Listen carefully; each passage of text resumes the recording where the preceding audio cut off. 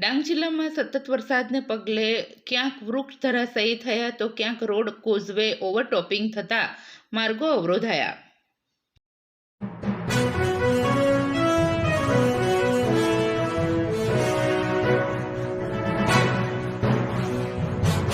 ડાંગ જિલ્લામાં તારીખ 26 જુલાઈ 2024 શુક્રવારના રોજ સવારના 6 કલાક પૂરા થતા 24 કલાક દરમિયાન સરેરાશ 106 મિલીમીટર વરસાદ નોંધાયો છે.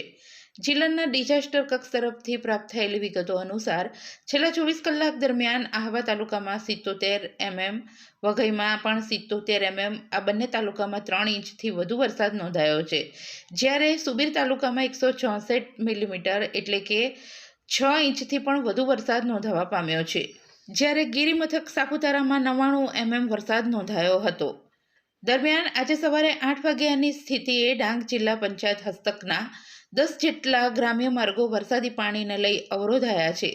જેમાં સુબીર તાલુકાના હિંદડાથી ધુડા રોડ, કાકડવિહીરથી ખરીન્દ્રા ચમરપાડા રોડ સહિત આહવા તાલુકાના ચીકટિયા ગાઢવી રોડ, માછડી ચીખલા દિવડિયા વન રોડ, વાંઝટાંબા કોયલીપાડા રોડ, ઘોડવહાડ વીએ રોડ અને આહેડી બોર દહાડ રોડ ક્યાંક કોઝવે ઓવરટોપિંગ થવાથી તો ક્યાંક સ્લેબ ડ્રેન ઓવરટોપિંગ થવાના કારણે અવરોધાયા છે.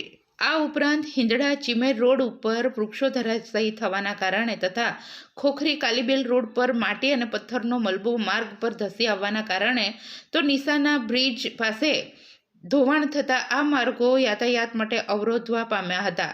જેને આવાગમન માટે ખુલ્લો કરવાની કાર્યવાહી સંબંધિત તંત્ર દ્વારા હાથ ધરવામાં આવી છે. દરમિયાન આહવા વ્યારા રાજ્ય ધોરીમાર્ગ ઉપર તાપી જિલ્લાના હદ વિસ્તારમાં વરસાદી પાણી ભરાવાના કારણે કોઈ અનિચ્છનીય બનાવ ન બને તેની તકેદારીના ભાગરૂપે રોડ બંધ કરવામાં આવ્યો હતો. સરૈયા ગામ નજીક વરસાદી પાણી રોડ ઉપર ભરાવાથી સવારની આહવા વ્યારા આહવા બંને તરફની એસટી બસને સલામત સ્થળે રોકી દેવામાં આવી હતી. બસના મુસાફરોને તેમના ગંતવ્ય સ્થળે પહોંચાડવા માટે વહીવટી તંત્ર દ્વારા વૈકલ્પિક વ્યવસ્થાના ભાગરૂપે અન્ય બસ ઉપલબ્ધ કરાવવામાં આવી હતી.